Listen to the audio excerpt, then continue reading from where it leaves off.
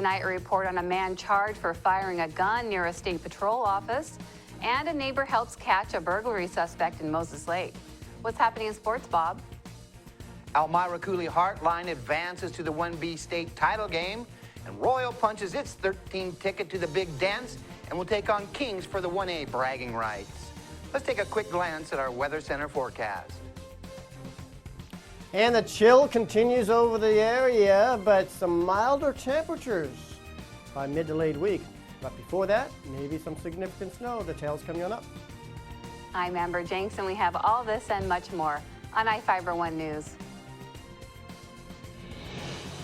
From the iFIBER 1 HD studio here in the heart of the Columbia Basin, this is iFIBER 1 News. Your #1 source for local news, sports headlines, and our very own Weather Center forecast covering the entire Columbia Basin. This is iFIBER 1 News, and it starts now.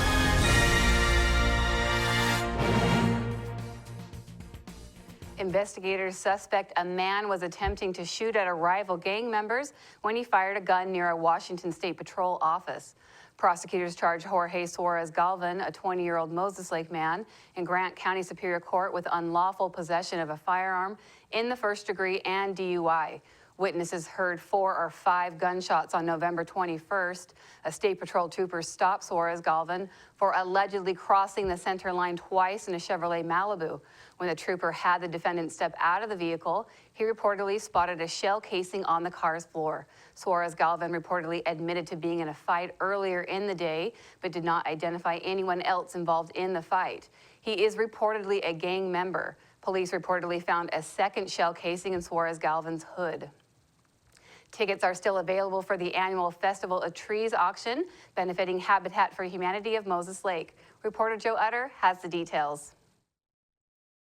Habitat for Humanity of Moses Lake hosts its 21st annual Festival of Trees auction on Saturday, December 12th. Festivities begin at 5:30 p.m. at the Grant County Fairgrounds 4-H building on Airway Drive in Moses Lake. The event begins with a silent auction, social hour, and hors d'oeuvres. A short presentation will be followed by dinner at 7 p.m.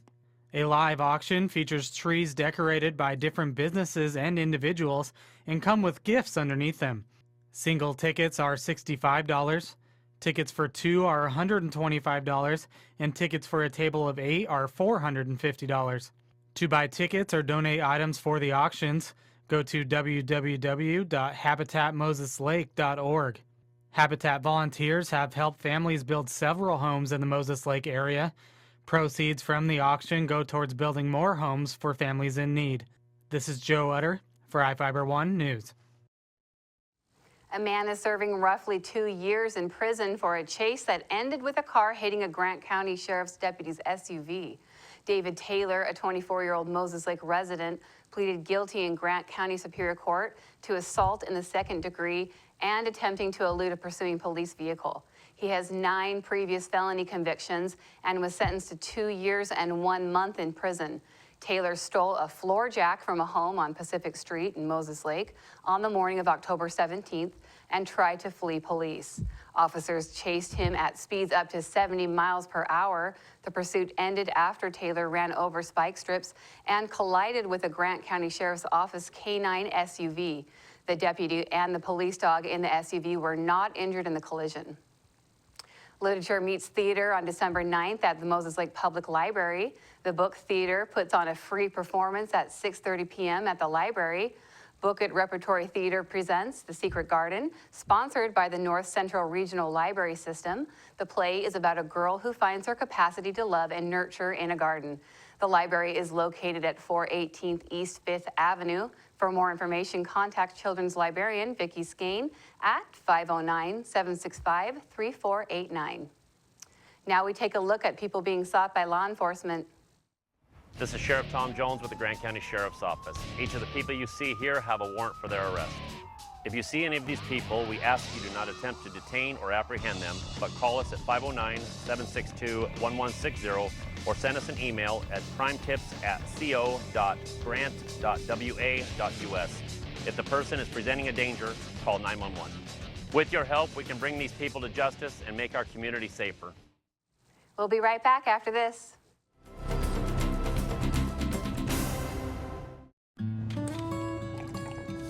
When the cold rolls in, it's time to turn on the heater and cozy up with a book. But turning up the heat can mean higher electric bills. And for some families in tough times, that could mean choosing between a warm meal or a warm house.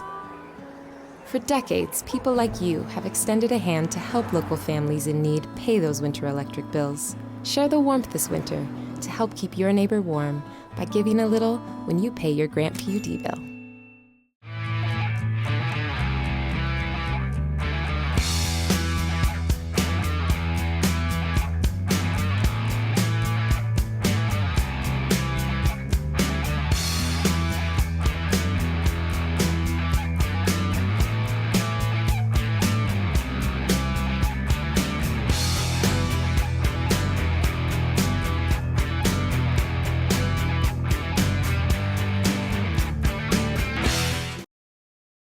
Well, hi there, everybody. Meteorologist Don Morelli with you on this Monday evening here on iFIBER Channel 1 News Weather. Your forecast brought to you by Barry Motors, one great place to buy and service a car. We are looking for a rather unsettled week. One really silver lining is that temperatures are going to finally moderate the second half of the work week, but unfortunately the air stagnation advisory remains in effect. So those of you with any sort of respiratory problems, it's been tough the past couple of days. The air is still, it's hard to really get moved around. The pollutants in the air are stuck. So we continue with that advisory, at least through Wednesday. Flurries have been around, but they'll become more steady, a steadier band of precipitation coming in midweek. Changing to rain, though, by the time we hit Wednesday, midday or so. And with that frontal boundary, we'll see a bit of a breeze developing as well by midweek. 24-19 the extremes today, a very chilly day. Normally we should be around that 40-degree mark, 38 or so. So a far cry from that. We've had a few flurries around. Also a few flurries in Moses Lake, 22 and 19 degrees extremes. And again, we're looking for the possibility of overnight flurries, some patchy fog. Again, ice fog could be pretty prevalent again, so watch the black ice out there, some slick spots. 18 and 14, the temperature and dew point respectively, with a light breeze and mostly cloudy skies. We're looking for, again, a rather chilly night. We do have snow in the forecast. Here we are, past midnight tonight, and again, the snow mainly to our west for the time being. But as we slide through Tuesday night, and Wednesday, you see how it expands across the basin a little bit. An inch or so is possible before it changes to rain. So again, the passes maybe a half a foot. So again, we could see a little slippery conditions. Here's a nice little swirl there. Most of that moves into British Columbia, that first slug of moisture.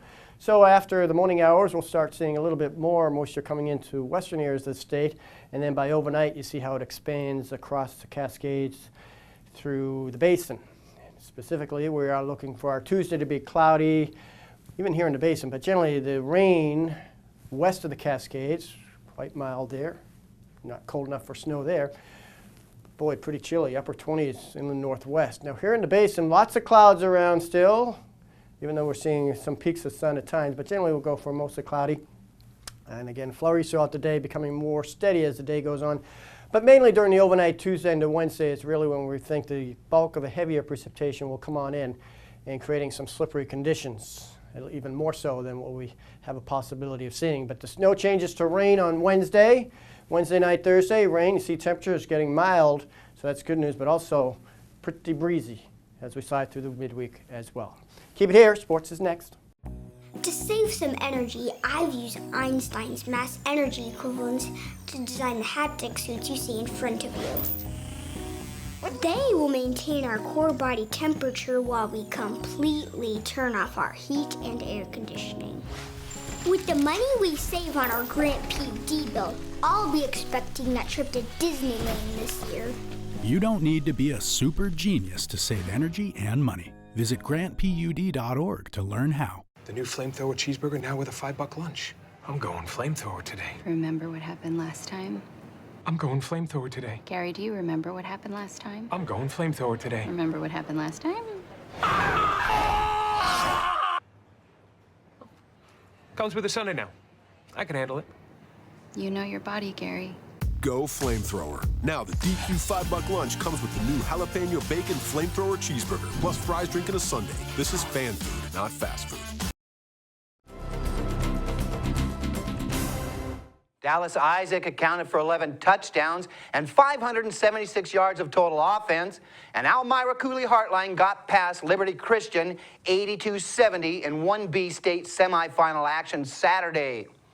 It was the 12th win in a row and sweet revenge for the Warriors, who were handed an opening day loss from the Patriots. ACH dug itself a hole down 30-14 after Liberty Christian quarterback John Lesser scored his 4th touchdown with 2 minutes and 36 seconds left in the first half. Trailing by a couple of scores and time winding down, the Warriors had time to rally and did. Isaac hit pay dirt on a 45-yard run on the first play following the Lesser TD. ACH tacked on another score when Isaac found Parker Zaboni in the back of the end zone as time expired, and the teams went to the locker room even at 30-all. ACH continued to roll in the second half, recovering 2 onside kicks while exploding for 52 points. The win advances the Warriors to the 1B state championship game. ACH will take on Louis Nation Friday at 4 p.m. in the Tacoma Dome. This is the first trip to the title game for the Blackhawks and the 3rd dance on the big stage for Coach Brandon Walsh and his staff.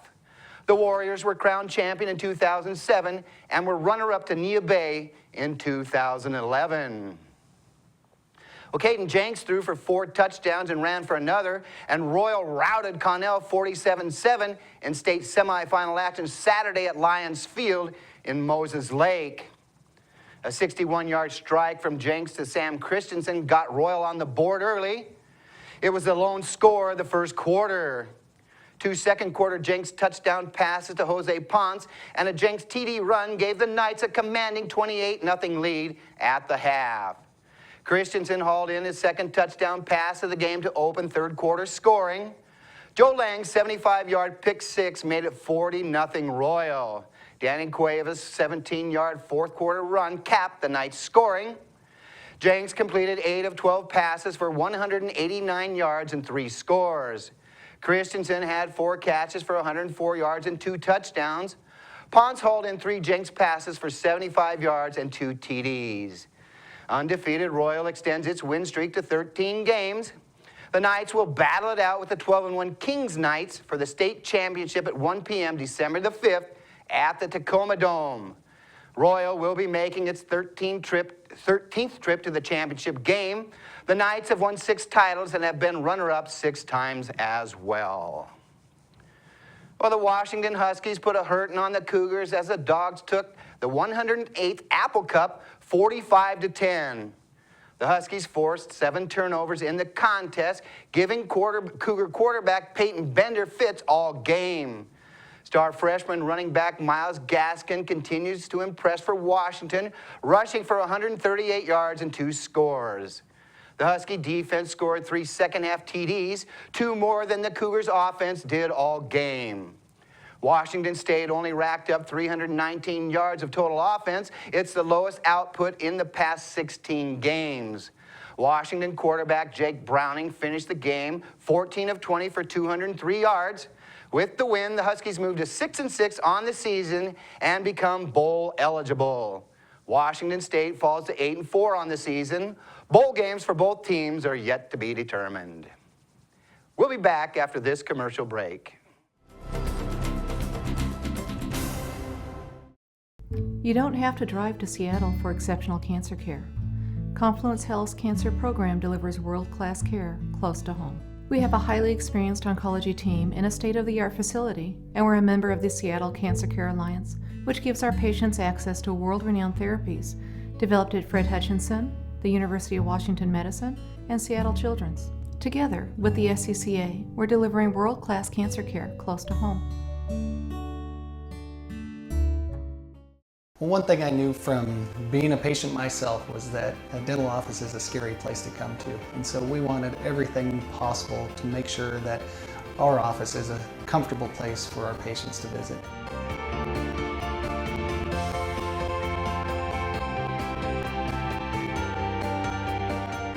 The patients that I have, my clients, have made me a part of this community, and we want to give back in every way possible.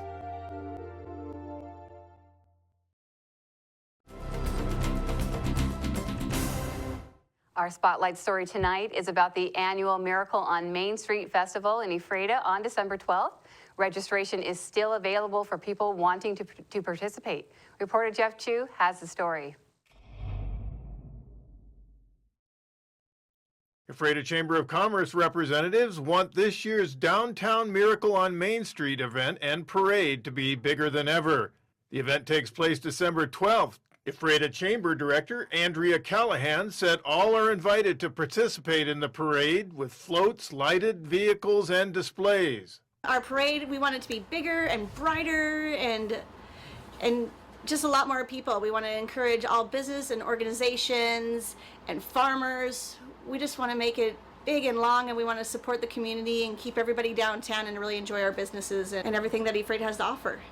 To register for the parade, go to EphrataWaChamber.com. The annual holiday celebration features the Jingle Bell Fun Run, kids activities, Santa pictures, and the lighted Christmas holiday parade. The Fun Run features a 1-mile walk and 3-mile run. The night ends with a tree lighting ceremony in Sun Basin Park on Basin Street. It's a great community event. We have a lighted parade at 5 o'clock. We have events at the ERC all day, crafts for the kids, Santa Claus, pictures. We're gonna have a tree lighting with caroling and music. And we start our day off at 11 o'clock with the Jingle Bell Fun Run. All the applications, registration, we can get online at our website, EphrataWaChamber.com. You can get it at City Hall, or you can pick it up here at the Chamber office. Santa pictures and children's activities take place at Ephrata Recreation Center on Basin Street. The Fun Run starts at 11 a.m. Kids' activities and Santa photos go on from noon to 3 p.m. The parade starts at Ephrata's high school parking lot and runs down Basin Street at 5 p.m. The tree lighting ceremony at the park starts at 5:30 p.m. Callahan said a once popular part of the event returns this year. We're bringing it back. It's the Mint Explosion. It's a baking competition. I'm going to put it on our website here today. It's a baking competition, mint driven. We'll have prizes for the winners. They used to do it years ago, and I've heard of people miss it, so we're bringing it back. Contact Callahan at 509-754-4656 or info@EphrataChamber.com. We love Ephrata, and we want us all to get together and enjoy Ephrata and our downtown and support our local businesses. We really need to support everything going on here in town. I'm Jeff Chu for iFIBER 1 News. We'll be right back after this.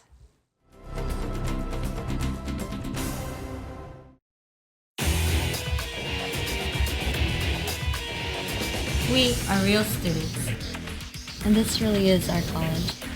My dream will change the outcome of my life. My college is allowing me to achieve my dream. My dream is to be a pilot. My dream is to be a nurse. Only you can determine your dream. Big Bend will help you get there. What's your dream?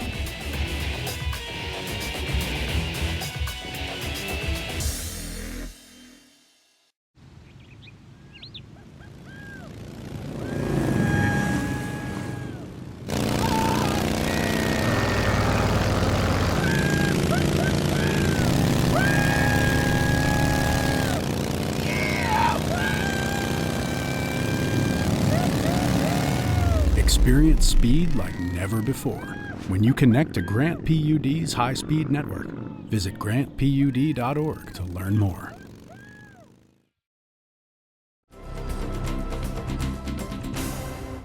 Welcome back. A neighbor helped police catch a man allegedly burglarizing a vacant home to steal copper pipe.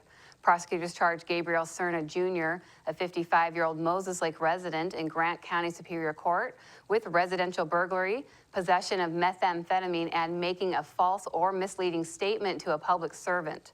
A neighbor reportedly spotted Cerna inside of a home on the evening of November 14th and called 911.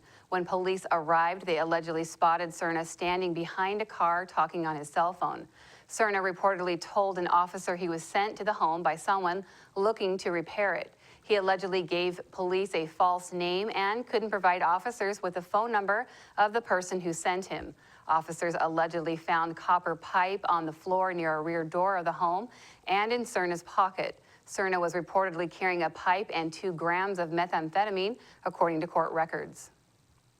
An Ephrata police officer found the plywood torn off of a mini storage building and 3 units burglarized. The officer noticed someone had entered Acorn Storage on 5th Avenue Northwest while on patrol on November 24th, according to the Ephrata police. As he investigated, the officer determined 3 storage units were entered and items stolen. The thefts are under investigation.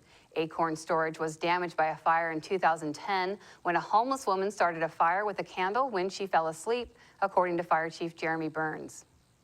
Families can make a handprint reindeer for the holidays at Moses Lake Museum and Art Center's Free Family Saturday. The event starts at noon on Saturday, December 5th. Free Family Saturday is funded entirely by donations through the museum's membership program, sponsorships, and the annual Feed the Mammoth fundraiser. For more information, call 509-764-3830.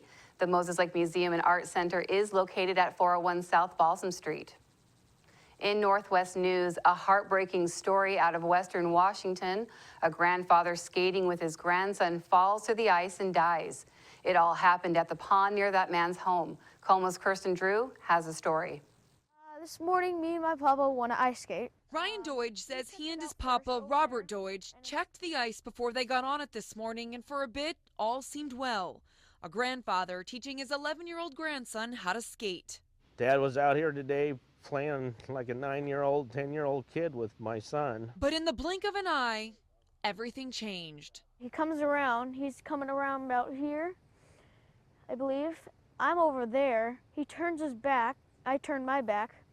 He's about where that pink float thing is, and he falls in. The victim's wife was on shore. She'd been taking photos of her husband and grandson skating. And my Nana says she's about over here somewhere, about there. She says Papa's fallen in. She told Ryan to get a rope. Then a neighbor ripped this railing from a fence. And she threw it in, tried to get Papa to throw it up, but he's treading water right now. The railing wasn't working, so they tried this hose. Their last attempt was this dinghy, but they were running out of time. Deutsch went under. My Nana said that, Papa said that, I give up. Emergency responders found Deutsch about 7 to 10 feet below the water. They estimate he'd been in here about 40 minutes. He died on his way to the hospital. Dad was hardworking, retired Navy guy, still logging. Deutsch built Little Bit Ranch and even dug this pond, where the sounds of ice cracking still echoed throughout the day. These are Deutsch's skates against the porch, a reminder of an accident that marks this family's second tragedy with water. I've lost a son and a father to water. So gotta be careful. Life's short. That's going to do it here for us at iFIBER 1 News. We want to thank you for watching, and we'll see you again tomorrow.